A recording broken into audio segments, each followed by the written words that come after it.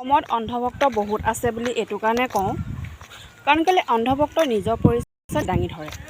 ইয়াত মই এক্সট্ৰাকৈ ক'বলৈ প্ৰয়োজন নাথাকে, কিয়নো আপোনালোকে চাওকচোন পৰিস্থিতিবিলাক। আৰু যেতিয়াই মই তেনেকুৱাবিলাক পৰিস্থিতিৰ কথা কিবা এটা যদি দাঙি ধৰোঁ, ক'ব মিয়ানী। এক্সকিউজ মি, মই মিয়ানী নহয়। প্ৰথম কথা, মুছলিম মানে যে মিয়ানী সেইটো কোনো কথা নহয় মানে। কিন্তু তোমালোকে যে যিবিলাক মন্তব্য আগবঢ়োৱা একো নাই। তো অন্ধভক্তৰ কথাটোলৈ আহিছিলে। অন্ধভক্ত এইটো কাৰণে কৈছোঁ যে পৰিস্থিতিবিলাক, সকলোবিলাক অসমৰ পৰিস্থিতি বা এতিয়া যিবিলাক হৈ আছে সেইখিনি দেখিও আওকাণ কৰি কেৱল অখিল দা বা মানে যিবিলাক আমাৰ এতিয়া নেতা, ষ্ট্ৰং নেতা দেই, চকুত হৈ কথা ক'বৰ ষ্ট্ৰং নেতাৰ কথা কৈছোঁ মই, জানেই কোন কোন 5গৰাকী বৰ্তমান উঠিছে। আৰু আমি বিচাৰোঁ তেওঁলোকক সদনত সঁচাকৈ বিধানসভাত মানে টক্কৰ দিয়াটো। তো সেইখিনি নেচাই এচামে অকল ভাবিছে যে মুছলিম মিয়া আমি ইয়াত মুছলিম থাকিব নিদিওঁ, মিয়া থাকিব নিদিওঁ। সেইখিনিতে তোমালোকে আৱদ্ধ নাথাকিবাচোন, অকণমান আগলৈ যোৱা আছে নহয় বাকীবিলাক।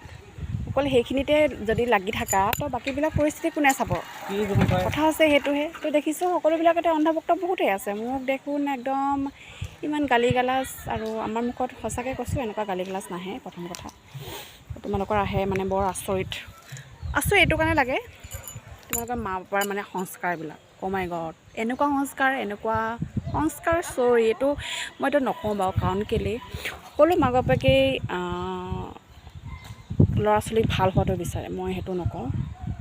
কিন্তু কি কৰিম ন, সকলোবিলাকতো মা বাপেকৰ কথা নুশুনে। তো সেইটো কাৰণে এনেকুৱা এটা পৰিস্থিতি হয়, এনেকুৱা বেয়া মুখত কথা আহে। যোনেই হওক, আজি মই মানে মিয়া হওঁ, মুছলিম হওঁ, অসমীয়া হওঁ, যিয়ে হওঁ, কিন্তু এইটো মই এগৰাকী মহিলা হয়। ত' মাইকী মানুহক কেনেকৈ ব্যৱহাৰ কৰিব লাগে সেইটো এজন পুৰুষ হিচাপে জনাটো একদমেই দৰকাৰী। চ' এনেকুৱাবিলাক মন্তব্য পালে নিজকে মানে চাওঁ মানে প্ৰফাইলটো, এয়াই নেকি মানে এনেকুৱা ধৰণৰ মন্তব্য আগবঢ়োৱা এজন মানুহ, তেনেকুৱা নিচিনাকৈ এটা মানে আহে কথা। তো এইটোৱে আছিলে ভিডিঅ'টো।